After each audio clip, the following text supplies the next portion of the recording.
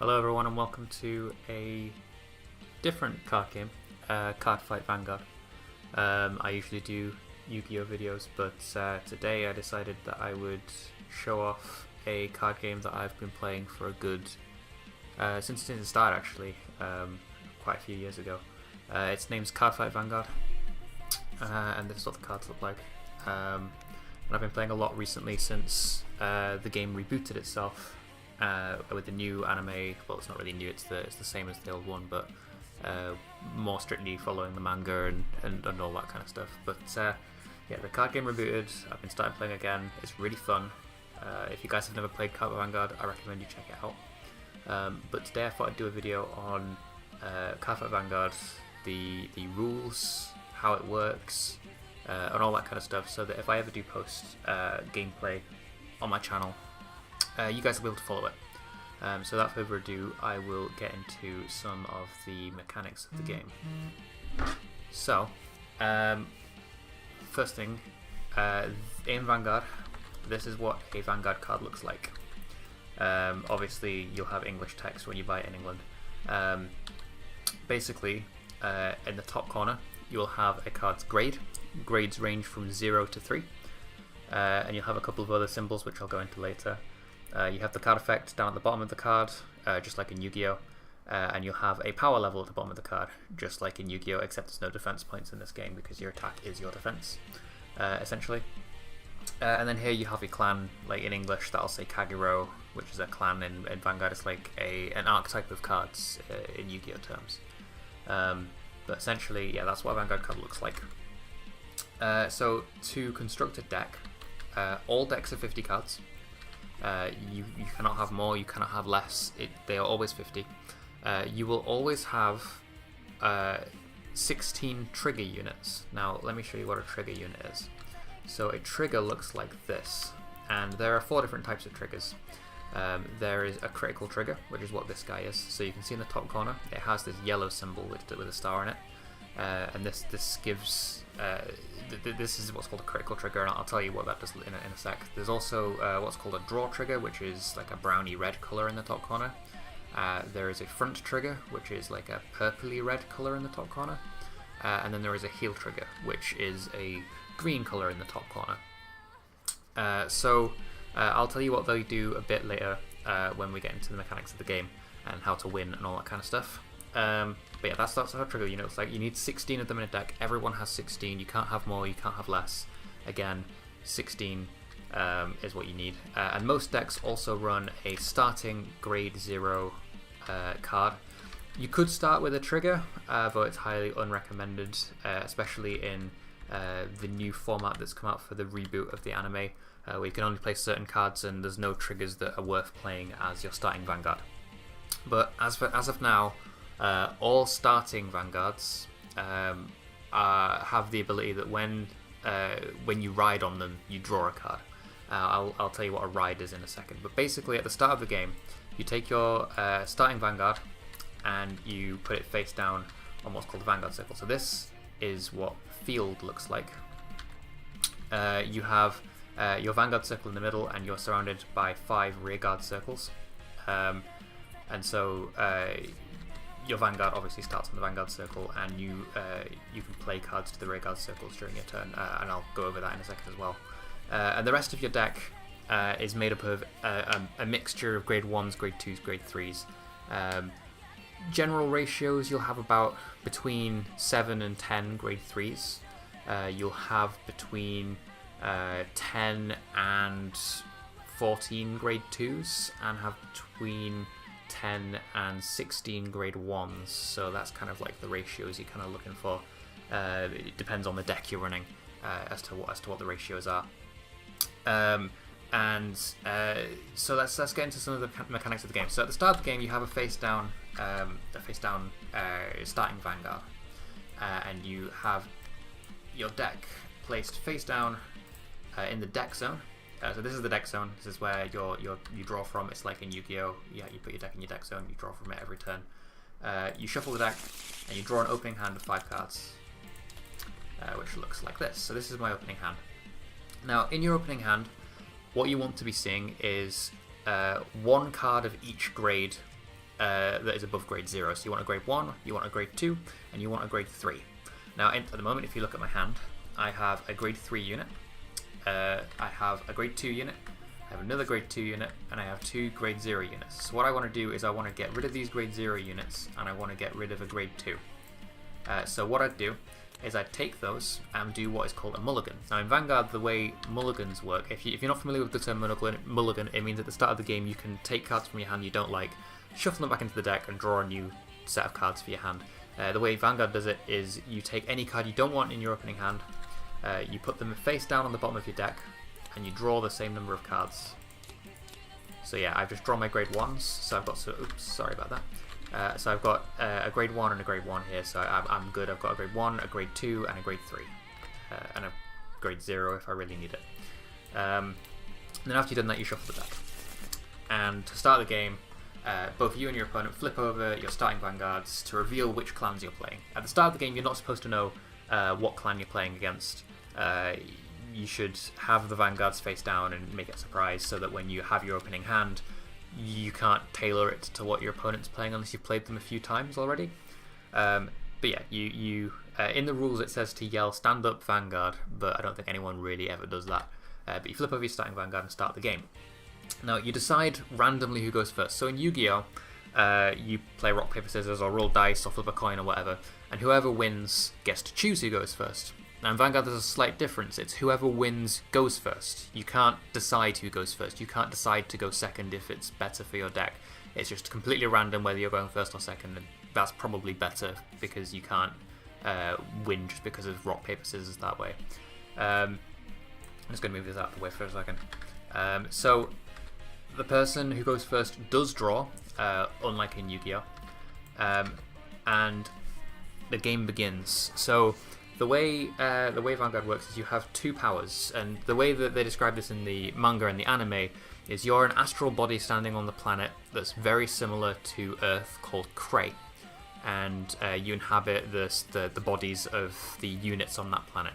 And so at the moment, like, your Vanguard is, in this case, this guy called Lizard Runner Ender, and you inhabit him. You are Lizard Runner Ender in this game. And once per turn, you have the ability called Ride. And what Ride means is you take a unit that is 1 grade greater than your Vanguard at the moment, or an equal grade to your Vanguard, and you place it on top of him and embody that unit instead. So for example, if I was to enter my Ride phase, which is happening after the draw phase, you take a grade 1 from your hand, so I'll take this guy. This guy's called Embodiment of Armor Bar, and you place him on top of your Vanguard and ride him. Your other card stays beneath him, so Lizard Runner Ender is still underneath Bar, but you, for all intents and purposes, you are now Bar. Bar is your Vanguard. You are Bar. At this point, usually because the starters have this exactly the same ability, is when it is rode upon, you can draw a card. So because I rode Bar in my ride phase, Lizard Runner Ender skill activates, and that lets me draw. In Vanguard, effects are called skills. It's something you have to get used to. Basically, the way skills work is there's no such thing as a chain in Vanguard.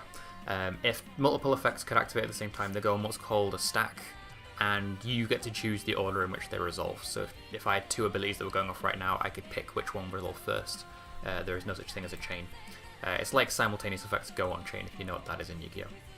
But yeah, I rode, I draw, and that would end my turn. On the first turn, the first player can't attack, same as Yu-Gi-Oh! So the advantage of going first is you get to grade 3 first, which is very important, and I'll explain why in a second. And the advantage to going second is you have early hand advantage because you get to attack. And so I'll explain why going second lets you have a bigger hand. So say I'm going second now. The next phase is the main phase, which means you can call any unit from your hand. So call is the other ability you have as a Vanguard, which means you can take any card from your hand that has a grade less than yourself. So at the moment I'm grade 1, so I can call grade 1 and grade 0 cards. And you can take them from your hand and call them to any rearguard circle you want. Now it's important to know what each rearguard circle is. So the front rearguard circles are the only rearguard circles that are allowed to attack without using special abilities. The back row rearguards can't attack, but grade 1s and grade 0 units have the ability called Boost. So if you look at this card, if I zoom in on it, and you look underneath the grade symbol, you have this little arrow upwards symbol, and that means Boost. So what Boost means is if you put it behind a unit, so if I put it behind this bar, and I attack, this unit's power gets added to the unit in front of it when I attack. So if you're following this so far, it basically makes your front row attackers bigger. If you put it in the front row, it can obviously attack itself, so it doesn't need boosting. So the way the Vanguard works, let's say my opponent also has a card out on the field. The way attacking works is you enter your battle phase, which comes after your main phase. You don't get a main phase 2, so make sure you call anything you want to call during your main phase, and then you enter your battle phase. Now in the battle phase, say if I called this guy my main phase, in the battle phase, to attack, you rest a unit. So when you rest a unit, you turn it sideways, and that indicates it's attacking, and you pick which card it attacks. You can only attack the front row. You cannot attack the back row. So your back row is completely safe unless there's card effects that can kill your units. And when you take a damage, you take the top card of your deck and you place it face up in what's called your damage zone, and this is how you win. So when you have 6 damage, you lose. So it's the first person to get your opponent's 6 damage wins, and that's the main win condition of the game. So some decks like to rush early and give you lots of damage early on. Some decks like to take their time and pace the game out, and others are kind of like a mid-range sort of deck. And the way going second is better for card advantage at the start of the game, at least. You catch up if you go first. When you attack with your center unit, your Vanguard, the person you are embodying, so Bar at the moment, you attack with him, and you check the top card of your deck. So I would flip this over. And this is a great example. I got a critical trigger. So what you're checking is you're revealing this card. Everyone can see it, even your opponent. And you check if it has a trigger. If it doesn't have a trigger, it gets added straight to your hand, but if it does, you use its effect. So in this case, a critical trigger was shown. And what a critical trigger does is it gives power plus 10,000 to a unit. So as you can see, Bar has 8,000 power at the bottom left there. So now he has 18,000 if I want to give it to him. I could also give it to Emo if I wanted to, which is this guy. He's called Flame of Hope Emo. So you can choose who you give the power to. And it has a secondary effect that you can choose a different unit or the same unit and give it an extra critical. And what is a critical? A critical is the amount of damage a unit does. So if you look at the bottom of this card in the center, you'll see its critical value. It's a little yellow star with a number next to it. So in this case it's yellow star 1. And every unit in the game so far has yellow star 1, which means 1 critical, which means it does 1 damage if it hits. And what a critical trigger does is it adds to that. So at the moment it would have 2 critical and deal 2 damage when it hits. So you put your opponent closer to 6 and you'd be more likely to win. The other types of trigger, this is one of them, is a draw trigger. So if you can see in the top corner, it's a reddy kind of brown maroon sort of colour. And what that means is you give 10,000 power to a unit and draw. So triggers have the same effect of giving 10,000 power to a specific unit you choose. But they all have different effects. So this one gives you extra damage. This one lets you draw a card. There is a green one that lets you heal. So if you have more damage than your opponent or equal damage to your opponent, when you check it, you can heal the damage and put it into your drop zone, which is your graveyard. So you can take any damage you've taken and reduce it by 1, but only if you are losing. And then you have front triggers, which are exclusive to certain clans. I'll go over that in later, but it gives 10,000 power to the entire front row, not just one unit. So it's quite a powerful trigger, that one. So yeah, you check this trigger, you do all the effects, and then you add it to your hand. It might not be a trigger, so you might check the next card and it's just a regular card and it gets added to your hand. But you get 1 check when you're at grade 1 and when you're at grade 2. So let's say I take a damage. I would put it face up in my damage zone like this. And having damage is both good and bad, because the closer to 6 you are, the closer you are to losing. But you can also use these cards for powerful effects. So for example, if I was to start my turn again and I would stand all of my units up and I would draw a card, I would enter my ride phase and I would ride this guy. This guy's called Berserk Dragon. He is a grade 2, so he's 1 grade greater than my Vanguard, and he allows me to have the effect called Counterblast. Now, what a Counterblast is flipping over a unit in your damage so it's face down.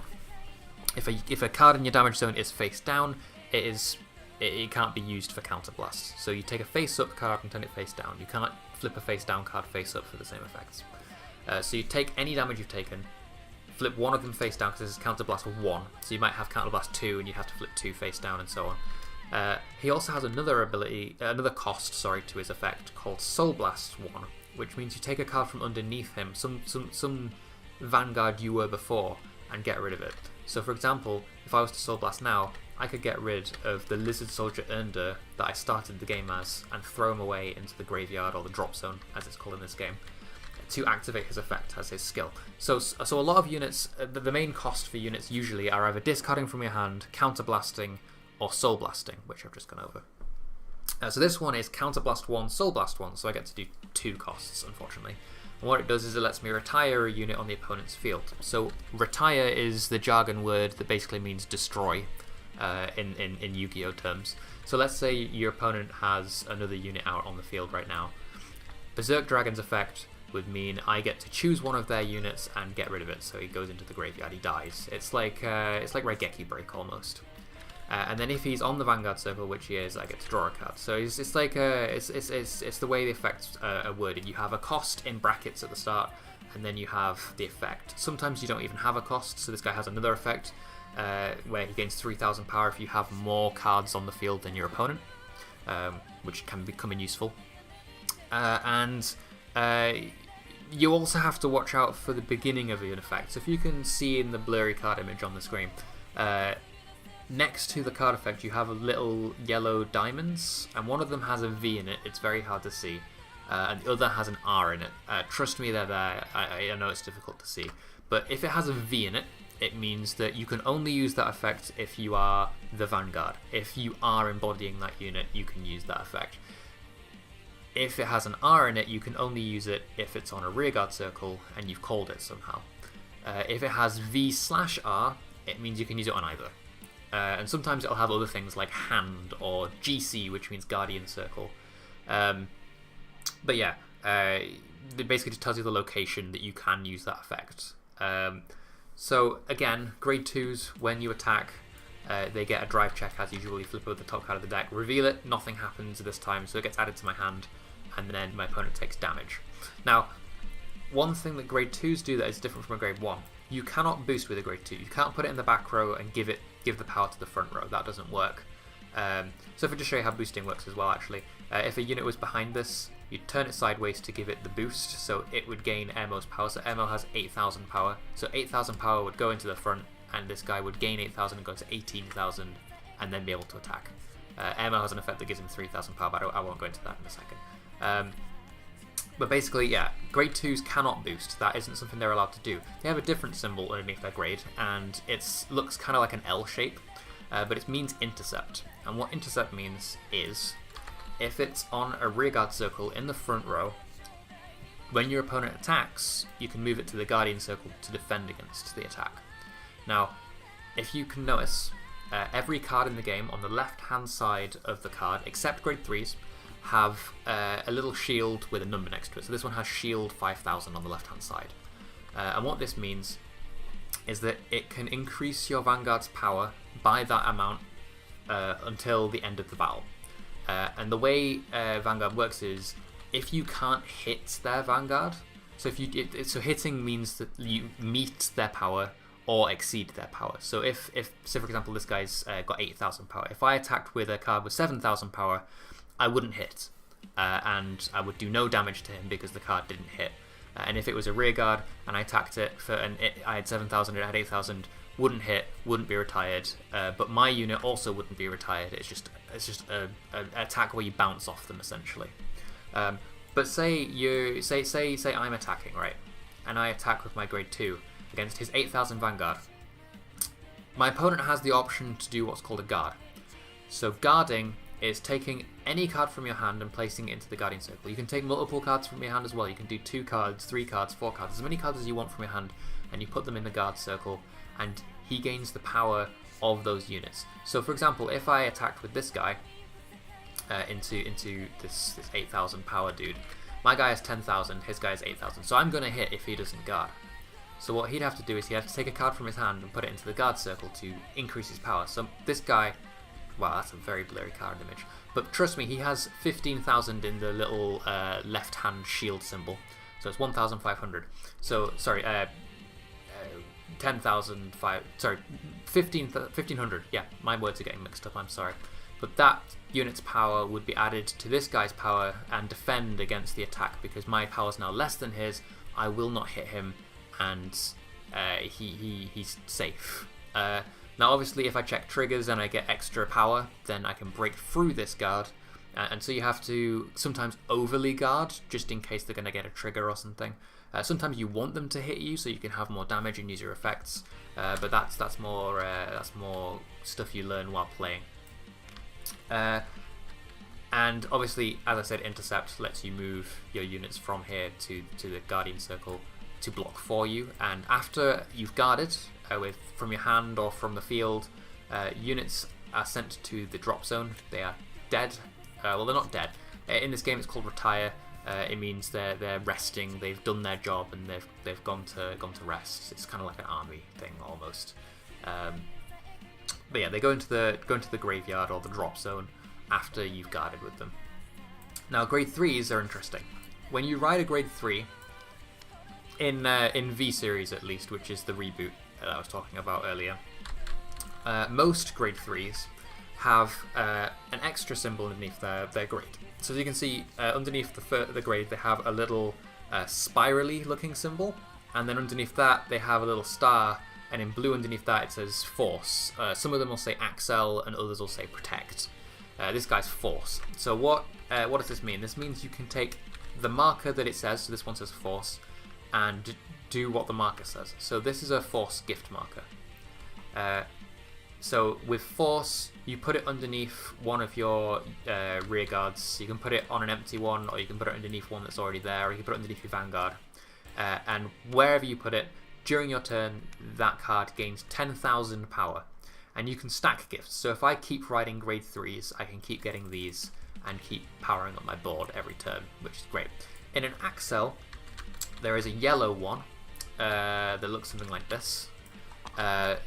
Yellow Axel gifts give you a free rearguard circle in the front row. So you put it over here above your rearguard circles and get an extra place to call units to, so you can get extra attacks in a turn. So Axel is all about rushing your opponent down and attacking a whole bunch of times a turn. Force is all about having a really powerful core. And then there's Protect, which is a green gift that I don't have right now in front of me, but that one gets added to your hand and acts as what is called a perfect guard, which is a perfect segue into me telling you about what perfect guards are, so I'll go over perfect guards now. So a perfect guard is it's kind of like a term from the anime, but basically there are cards in the game that have the keyword Sentinel on them, and generally they are either perfect guards or quintet walls, and quintet walls don't exist at the moment in the reboot, so we'll just go over perfect guards. So Sentinel means you can only run 4 of them in a deck. Any card you want, but you can only run 4 Sentinels in a deck. When you put it to guard with, you can discard a card from your hand and your unit doesn't get hit. So it's just a perfect block. You can't hit them if they perfect guard. It's just nullified. Your attack is negated. It's basically them flipping over negate attack in Yu-Gi-Oh terms. So yeah, that's what a perfect guard is. But the other ability of a grade 3 is called Twin Drive, which is the spiral thing underneath the grade 3 symbol. And when a grade 3 attacks, it doesn't just get one check of the deck, it gets 2. So you can check the first card, add it to your hand, and then you check the second card. This time I got a trigger, so you give 10,000 power to a unit, give them a critical, add it to your hand.